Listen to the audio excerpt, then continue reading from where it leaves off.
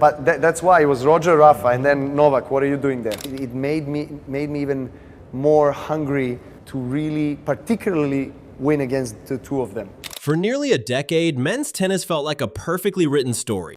Two heroes, two styles, two personalities that couldn't be more different, yet somehow completed each other. On one side, elegance. On the other, raw force. Roger Federer and Rafael Nadal didn't just dominate tennis, they defined it.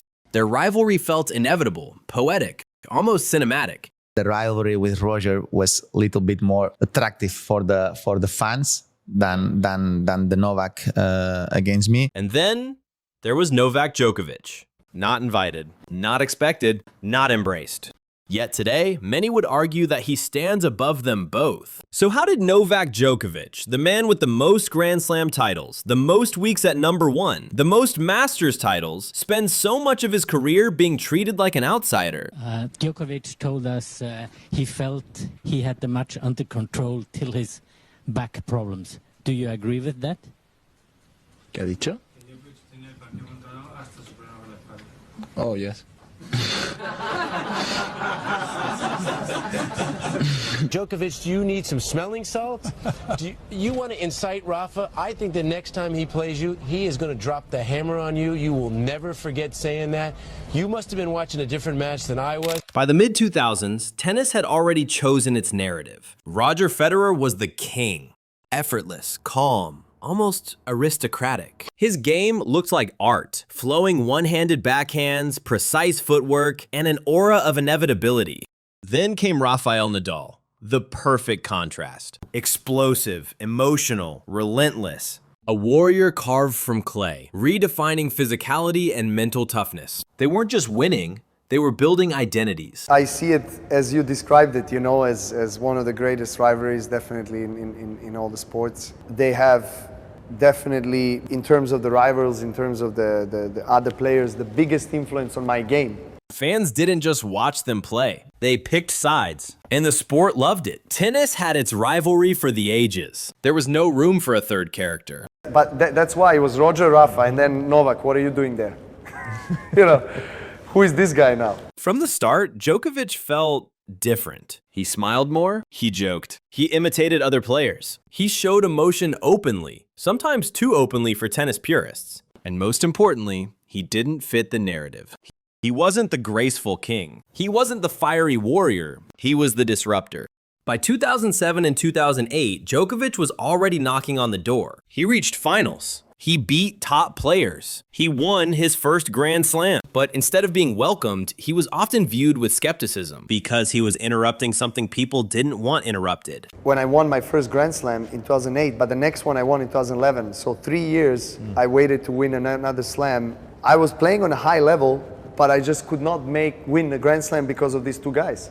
They were so dominant, and I didn't have the solution or the formula of success against them at that time. You know, I could win maybe 1 or 2 matches here and there, but big matches, I was not winning. Federer versus Nadal wasn't just a rivalry. It was a brand. Djokovic didn't enhance it. He complicated it. Every time Novak beat Federer or Nadal, it didn't feel like a passing of the torch. It felt like an intrusion. He wasn't the hero fans were waiting for. He was the guy ruining the story.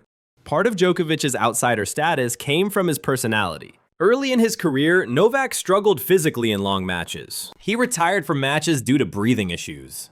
If I figure out the way to beat these guys in the big matches, and I knew that a lot of it comes from here, that I will kind of solve the riddle of a Grand Slam for me. I will start to win more Grand Slams. And that's what happened. The same qualities that made Federer look elegant and Nadal look heroic made Djokovic look uncomfortable. He showed frustration. He argued with umpires. He talked openly about pressure. Tennis fans weren't used to that honesty.